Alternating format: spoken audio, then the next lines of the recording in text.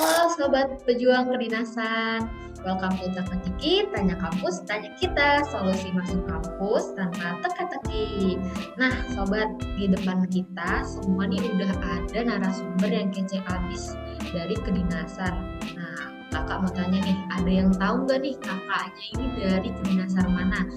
Dicoba ditebak ya, nanti komen di kolom komentar. Oke, nah kenal maka tak sayang nih Kak. Sebelumnya kita kenalan dulu ya Kak. Kenalin, aku Nanda, konsultan pendidikan dari Priority Dinas. Nah, di sini aku sudah mengundang pemateri yang keren banget loh teman-teman pastinya. Yuk, tanpa berlama-lama, kita langsung aja nih. Kakaknya boleh kenalan dari nama lengkapnya siapa, lalu kakak asal SMA-nya dari mana, dan mengambil jurusan apa, lalu kakak asal dari mana, asal daerahnya kak, lalu prestasi yang dimiliki kakak selama di SMA, dan justrunya pastinya nih ya kakak dari kedinasan mana. Boleh Kak Chandra silakan. Baik, sebelumnya Assalamualaikum warahmatullahi wabarakatuh. Selamat pagi, siang, ataupun malam untuk semua teman-teman di seluruh wilayah Indonesia. Sebelumnya saya izin memperkenalkan diri, nama saya Andriansyah Chandra Lesmana, bisa dipanggil Chandra. Saya alumni dari SMA Negeri 1 Sragen, tepatnya di Jawa Tengah, dan saya mengambil jurusan MIPA. Tapi sekarang kan di SMA rata-rata sudah tidak ada penjurusan ya. Jadi ada kurikulum merdeka yang namanya teman-teman bisa ambil seluruh mata pelajaran dengan bisa memilih masing-masing gitu. Saya aslinya Sragen, Sragen Jawa Tengah, Indonesia. Saya asli Mas-Mas Jawa. Jadi saya asli Jawa. Untuk prestasi saya di SMA, kalau di SMA saya lebih menekuni ke bidang seni ya, terutama di seni teater sama seni tari gitu. Saya pernah dalam tim dalam tim tari, saya pernah di dalam tim itu juara 3 seprovinsi di Provinsi Jawa Tengah, tepatnya di Pemalang. Kemudian saya juara 2 bersama tim juga di Kulon Progo, Yogyakarta. Kemudian pernah menjadi Duta Budaya Jawa Tengah untuk pentas di TMII Jakarta tahun 2018. Kemudian untuk teater sendiri, saya pernah pentas Jawa Bali, ada di Institut Seni Indonesia, Surakarta.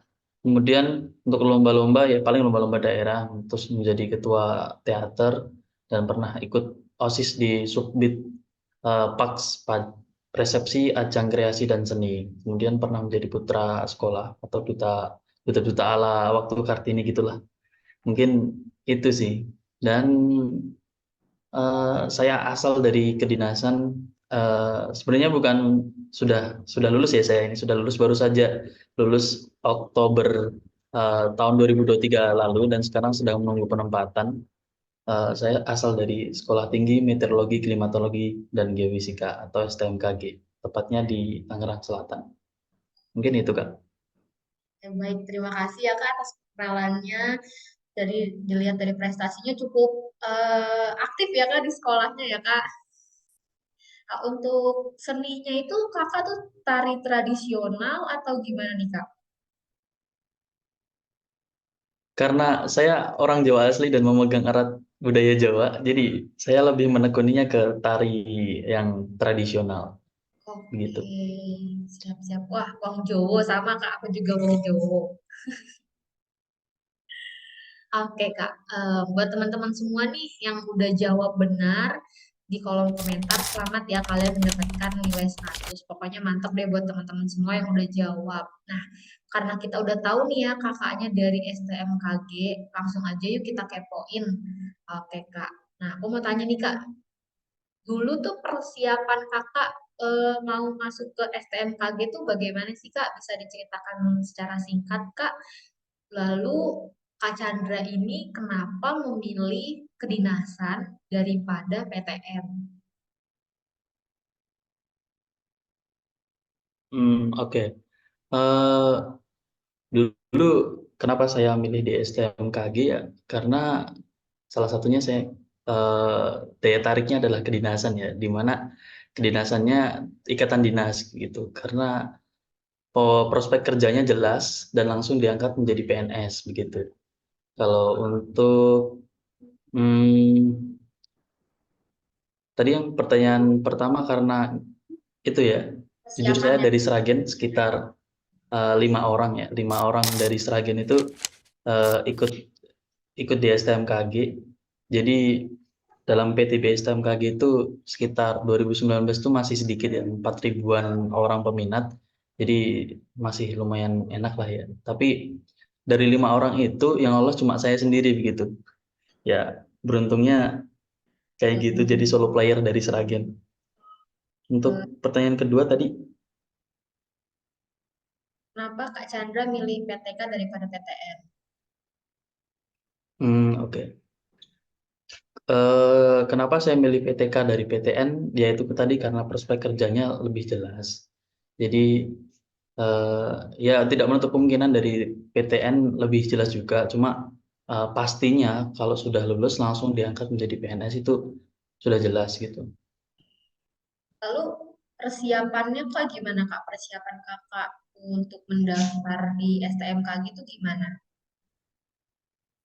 Saya persiapan dulu waktu mendaftar STMKG itu karena masih buta map ya, nggak tahu apa-apa, nggak tahu informasi dari mana. Saya eh, cek searching tuh dari YouTube, dari senior-senior saya itu ada yang menjelaskan tentang kampus STMKG, bagaimana tahapannya, kehidupan di sana. Jadi di sana saya direkomendasiin beli salah satu buku yang judulnya PTB STMKG. Di situ dijelaskan juga tuh tentang bagaimana alur-alurnya dari tiap tahapan tes, kemudian eh, dikasih tips dan triknya tuh di situ juga. Karena saya sadar ini kan kampusnya basic science gitu. Jadi belajar itu adalah modal pokok untuk yakin lolos di STMKG. Jadi tesnya ada SKD, SKB, kemudian kesehatan, kemudian jasmani dan wawancara. Jadi tumpuan awal saya belajar semua itu ada di SKD dan SKB karena SKD itu kan awal mula penyaringan dari seluruh banyak peminat yang masuk ke STMKG gitu. Serta beriringan belajar dengan SKB. SKB-nya itu matematika, fisika, serta bahasa Inggris. Jadi saya selang-seling tuh 1 hari SKD, 1 hari SKB gitu. Terus untuk persiapan tes kesehatan, karena tesnya masih di daerah masing-masing ya. Jadi tes kesehatannya itu ke rumah sakit umum daerah yang minimal kelas B. Jadi aman saja lah silakan ke rumah sakit daerah masing-masing terdekat untuk melakukan tes kesehatan. Nah, nanti tesnya apa saja nanti akan dapat surat edaran dari STMKG, nanti dicek dari ujung kepala sampai ujung kaki gitu. Nah, untuk tes kesehatan jasmani ini, kita hanya diminta untuk lari mengelilingi lapangan STMKG sebanyak 7 kali. Kalau sejak 2021 kemarin, tes kebugarannya ini, jasmani ini dilakukan di daerah. Jadi sistemnya lari sekitar 3,2 kilometer, nanti waktunya di ranking begitu. Terus untuk tes fisiknya STMKG cuma lari doang gitu, nggak ada tes lain-lain gitu. Jadi nggak perlulah ngoyo banget, yang penting kita lari karena arahannya lari gitu. Terus untuk terakhir di wawancara, ya ini saya bocorin ya, di wawancara ini pertanyaannya mengenai latar belakang diri masing-masing gitu, latar belakang keluarga, prestasi saat SMA, terus juga hoki-hokian gitu, hoki-hokian untuk mendapatkan tim wawancaranya. Saya dulu pernah mengerjakan soal persamaan gitu matematika, ya mudah-mudah aja gitu, kayak misal 3x plus 2y sama dengan 12 dengan x sama dengan 7 terus disuruh nyari itu berapa persamaan y-nya gitu. Terus ada teman saya yang mendapatkan fisika disuruh menyelesaikan persoalan hukum gaya. Terus ada teman saya yang mendapatkan bahasa Inggris. Jadi disuruh perkenalan dari awal wawancara sampai akhir itu menggunakan bahasa Inggris gitu. Tapi kalau misalnya nggak bisa ya pakai bahasa Indonesia aja nggak apa-apa gitu. Wah, Kemudian untuk setelah itu selesai pengumuman dan akhirnya daftar ulang. Kenapa alhamdulillah ya. saya milih STMKG ya karena itu Oke, eh, langsung diangkat jadi PNS. siap. Tapi setelah kakak lulus dari SMA, kakak pernah mencoba tes ke PTN dulu atau langsung tes ke PTK, Kak? Kalau setelah SMA karena pendaftarannya itu duluan PTN ya, PTN negeri gitu. Jadi saya ya mencoba dulu gitu karena saya kebetulan dapat ikut di jalur undangan yang dulu namanya SNMPTN kalau nggak salah. Mm-mm. Nah itu saya juga diterima di PTN di UNS di Solo. Saya jurusan PWK, Perencanaan Wilayah Kota. Oke, berarti setelah masuk terus ikut tes STMKG setelah namanya lulus, PTN-nya ditinggalkan ya Kak? Iya, dengan berat hati harus meninggalkan. Tapi Oke, tetap berarti ini dulu, selesaikan administrasi dulu, baru ditinggalkan. Nanti takutnya adik-adik saya ke blacklist gitu kan. oke betul sekali. Oke Kak. Nah, untuk persyaratan sendiri nih Kak di STMKG itu dia kan termasuk kedinasan yang semi militer ya Kak. Berarti kan tinggi badan itu kan ada nilai minimalnya gitu Kak. Nah, untuk persyaratannya sendiri itu gimana Kak? Untuk persyaratannya, teman-teman mungkin bisa cek di website PTB STMKG atau di Instagram ya, Instagram STMKG Official. Nah, di situ ada flyer, ada postingan mengenai syarat dan ketentuan. Soalnya tiap tahun tuh pasti ada pergantian gitu. Mungkin kalau persyaratan umum ya, ya pasti pria atau wanita WNI, sehat jasmani rohani ataupun tidak buta warna, dan ingat di STMBG menerima yang berkacamata gitu. Nanti ada ketentuannya yang berkacamata -4. eh, Kalau lensa yang silindris dia -2. Kemudian umurnya tidak kurang dari 15, dan tidak lebih dari 23 tahun sejak 1 September ya, biasanya gitu. Kemudian belum menikah, bebas narkoba, dan tidak menjalankan ikatan dinas di kedinasan lain. Kalau tinggi badan, untuk cowok-cowok biasanya 160 cm. Kemudian untuk cewek 155 cm. Jadi lumayan lah ya, nggak terlalu tinggi-tinggi banget gitu. Dengan berat badannya seimbang, jadi tidak ada patokan berat badannya harus ideal seperti apa gitu. Oke Mungkin Kak. itu. Kalau persyaratan akademik, yang penting lulus lulus dari SMA atau SMK atau MA setelah sederajat gitu ya, semua jurusan. Jadi nggak ada IPA atau IPS atau harus bahasa dan lain-lain gitu, nggak ada. Sekarang semua jurusan kami menerima Kak, kalau gitu. gitu, menurut Kak Chandra sendiri nih, pada saat Kakak mendaftar, tahapan tersulit itu di tahapan apa Kak? Kalau di zaman saya tahun 2019 itu tahapan yang paling sulit, tahapan SKD sih. Karena bisa dicek beritanya lah gitu. Di tahun 2019 itu SKD-nya itu katanya grade-nya paling sulit jenis soalnya gitu ya. Bahkan yang saya alami sendiri itu waktu saya tes di Kanrek eh, Regional 1 Yogyakarta, itu dari satu kloter sekitar 120-an orang, itu yang lolos hanya 7, 8, sampai 15 orang gitu. Jadi kayak emang sesulit ini gitu kan. Ya emang grade-nya terlalu high katanya gitu. Terus untuk tahun-tahun setelahnya disesuaikan. Jadi makanya di tahun-tahun setelahnya kayak satu kloter bisa sampai 40-30 orang. Tapi di tahapan saya paling susah itu SKD, emang SKD. Jadi saya lolos itu pun selisih 3 poin gitu. Kan ada ambang batasnya gitu. 3 poin doang gitu. Alhamdulillah lolos gitu. Jadi banyak banget yang nggak lolos karena SKD gitu. Tapi setelahnya aman-aman aja gitu. Lancar-lancar aja, let it flow gitu. Berarti paling banyak menggugurkan tuh di tahap SKD ya kata zamannya Kakak ya. Oke, nah Ya, Kak, benar sekali. ada nggak sih Kak peraturan yang wajib ditaati pada saat nih Kakak udah keterima di STMKG? Misalkan kalau Kakak melanggar peraturan tersebut, apakah ada konsekuensinya seperti DO gitu Kak? Setiap kampus pasti ada ya, apalagi di kedinasan STMKG yang kehidupannya kampus semi militer gitu. Yang tentunya pasti ada polisi taruna. Polisi taruna itu teman-teman yang tergabung dalam organisasi untuk menegakkan aturan gitu. Ya intinya harus wajib saling menghormati dari junior ke senior, senior ke junior, ke dosen, seluruh warga kampus, dan pasti ada jam malam gitu ya, jam malam batas wilayah. Terus ya pasti identik kalau saya militer potongannya cepat. terus pakaiannya harus bersih, harus yang ketat-ketat kayak gitu, terus terutama harus rajin gitulah ya. Kalau untuk hmm, sistem apa ya, angka kesalahan tuh kayak misal DO itu ada gitu, tapi se apa ya, senakal-nakalnya di STMKG, tapi nggak ada sampai sekarang yang sampai DO terkait misal akademik itu nggak ada gitu. Paling kita kayak sistem angka kesalahannya setiap taruna kalau misal terlambat ya itu kasih angka kesalahan. Nanti kalau misal ada akumulasi lebih dari 100 bisa DO gitu.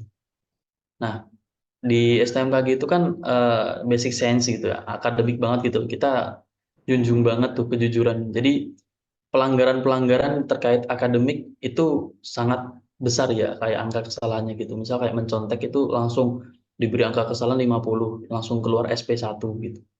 Terus plagiarisme, terus tidak masuk kelas gitu. Kalau misal kita melanggar terlambat gitu, masih ada toleransi. Paling kita hukumannya paling kayak push up atau lari di tengah lapangan siang hari gitu. Oke. Nanti kalau sampai 100 baru DO. Oke, berarti sistemnya SP1, SP2 baru DO gitu ya, Kak? Ya, Hmm. benar sekali. Oke, Kak, kalau di STMKG itu wajib asrama atau boleh pulang pergi, Kak? Kalau kehidupan di sana selama saya di STMKG masih ini ya, masih ngekos gitu. Karena di kan ini ada kampus baru nih. Jadi kampus lama itu masih ngekos gitu. Jadi kita kehidupannya masih ada di komplek perumahan BMKG gitu, masih ada di sekitaran situ. Tapi tetap ada batas-batas wilayahnya. Jadi kalau kita mau keluar dari batas wilayah itu harus izin dulu gitu. Nah, insya Allah tahun ini kalau nggak salah semester ajaran baru pindah tuh di Tangerang Kota, ada kampus baru udah terbangun tuh di situ. Nanti ada asramanya di situ. Jadi mau migrasi ke sana pindah ke asrama gitu. Hmm. Nah, Kak, untuk prospek kerjanya sendiri di STMKG itu nantinya kerja di bidang apa sih, Kak? Kalau di STMKG sesuai jurusannya ya, karena di STMKG cuma ada 4 jurusan, yaitu meteorologi, klimatologi, geofisika, dan instrumentasi. Nah, nantinya setelah lulus di STMKG, kita pasti akan ditarik oleh BMKG, badan yang menaungi kita, Badan Meteorologi, Klimatologi, dan Geofisika yang menangani terkait cuaca, gempa bumi, serta mitigasinya. Yaitu ya kita kalau di meteorologi ya langsung ke bagian meteorologi atau stasiun-stasiun. Kalau kami namanya stasiun ya UPT. UPT itu ada di seluruh wilayah Indonesia. Di stasiun-stasiun meteorologi, kemudian di klimatologi yang masuk ke eh, stasiun-stasiun klimatologi. Kalau geofisika juga masuk ke stasiun-stasiun geofisika gitu. Kalau di instrumentasi, ini yang khusus di instrumentasi itu karena dia melakukan perancangan, perekayasa, kalibrasi, perawatan. Jadi mereka bisa masuk ke seluruh kantor yang ada di BMKG gitu. Prospek kerjanya, jadi kita langsung ke BMKG-nya. Nah, banyak orang yang mungkin penasaran nih, Kak. Kalau sekolah kedinasan itu, terutama STMKG, dia dapat uang saku atau tidak, Kak, pada selama masa pendidikan? Selama pendidikan, alhamdulillah masih ya gitu. Karena eh, kalau dilihat dari kedinasan-kedinasan lain kan uang saku sudah nggak ada, kayak stan sudah nggak ada, terus TIS sudah nggak ada gitu. Kalau di kami masih ada namanya TID, Tunjangan Ikatan Dinas, yang nilainya sebesar 600.000 gitu. Ya alhamdulillahnya masih ada, bisa buat nambah-nambah jajan. Iya, karena merantau ya, Kak ya. Oke. Iya bener. Nah, kalau di STMKG sendiri nih, Kak, dia itu nanti penempatannya gimana, Kak? Apakah kita boleh memilih sendiri atau nanti sudah ditetapkan oleh kampusnya, Kak? Nah kalau di STMKG sendiri itu ada hak hak apa ya, hak istimewa untuk orang-orang yang ranking gitu, ranking 1, 2, 3 gitu. Jadi tiap jurusan ada rankingnya 1, 2, 3. Dia boleh boleh ini boleh memilih penempatannya di mana gitu. Terus kalau untuk yang reguler yang lain yang biasa-biasa itu karena kita masuk STMKG menandatangani surat perjanjian dinas jika kita lulus kita siap ditempatkan di mana saja. Jadi kita ngikut dari pusat ya BMKG pusat untuk kita siap ditempatkan di mana saja gitu. Oke, oke Kak. Nah, aku ketinggalan nih tadi. Untuk masalah DO itu IPK ngaruh nggak Kak di STMKG? Kalau masalah DO, IPK nggak ngaruh ya selama ini ya. Selama dari senior itu juga nggak ngaruh juga sih. Karena kita sistemnya ada sistem remedial gitu. Misal IPK kan dari STMPG batasnya itu 2,75 gitu. Di bawah itu. Atau tidak ada yang E. Nah, selama IPK kita ada di atas 2,75 atau 2,75 kita eh, aman gitu. Kalau misal ada di bawah situ kita melakukan perbaikan, ujian perbaikan namanya remedial. Kalau misal sekali nggak apa ya, nggak menutup itu 2 kali 3 kali gitu bisa baru kita diloloskan. Minimal rata-ratanya yaitu 2,75 gitu.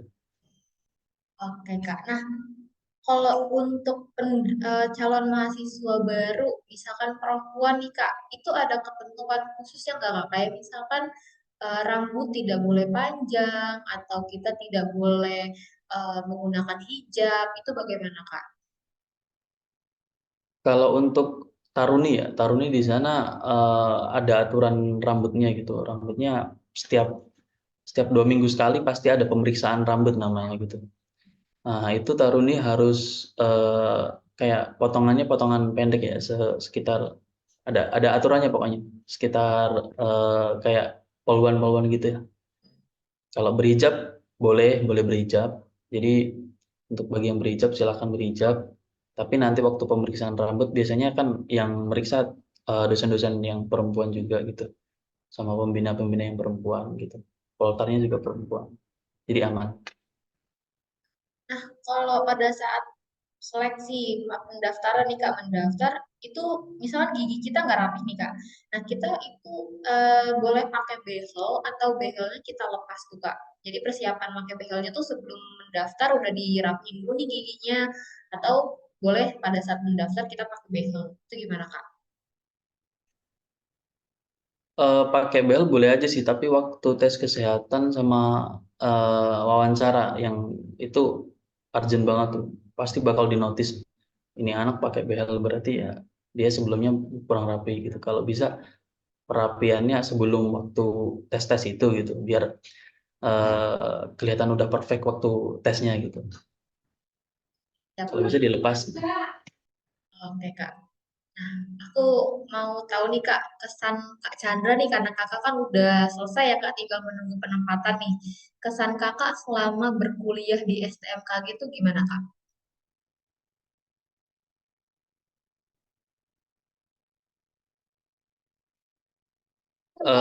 Kesan saya selama berkuliah di STMKG ya alhamdulillah saya sangat berkesan ya, apalagi saya orangnya itu selalu ingin tahu gitu, selalu ingin tahu apa yang ada di sana dan eh, selalu ingin tahu terkait pengalaman yang ada di STMKG gitu.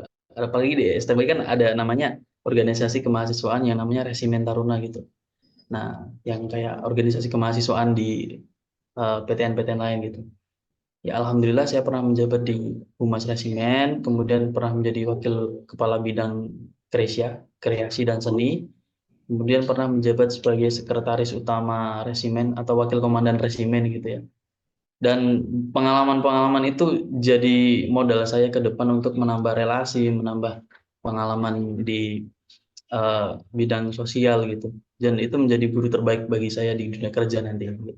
Jadi alhamdulillah itu jadi kesan yang sangat baik bagi saya dan ibarat komik gitu. Kehidupan saya itu sangat lengkap sampai volume-volume yang ke berapa gitu. Oke Kak. Nah, pesan untuk mahasiswa baru nih Kak, kira-kira apa nih Kak? Kalau eh, apa ya pesan untuk mahasiswa baru sih tetap semangat aja gitu, tetap berproses, jangan stuck ya. Kalau misal ada kesulitan, jangan ragu-ragu untuk bertanya gitu kepada orang yang kamu percayai, teman atau yang mungkin lebih handal lah gitu, lebih paham dengan dirimu sendiri gitu, atau ke orang tua. Kalau ibarat petani buah itu tiada rasa manis tanpa adanya perjuangan untuk merawat pohonnya gitu. Jadi jangan bosan untuk belajar, tetap latihan soal, dan jangan lupa untuk olahraga ya. Karena saya setelah lulus juga jarang olahraga, jadi agak mengembang. Yang utama adalah minta restu ke orang tua, itu paling utama, dan berdoa kepada Tuhan Yang Maha Esa. Mungkin Baik, itu. terima kasih banyak buat Kak Chandra nih yang udah mau berbagi ceritanya ya dan pengalamannya dari semasa sekolah putih abu-abu sampai saat ini. Semoga untuk teman-teman yang menonton podcast ini bisa seperti Kak Chandra yang keren abis ya. Amin. Nah, jangan lupa untuk teman-teman semuanya podcast ini di like, comment, and share sebanyak-banyaknya. Semoga bermanfaat. Lalu komen di kolom komentar. Nextnya aku podcast itu ngundang dari kedinasan mana lagi ya. Oke, supaya masuk kampus nggak jadi teka-teki, ikutin teka-teki tanya kampus, tanya kita. See you! Showers early Friday, but improving to greater than 6 miles on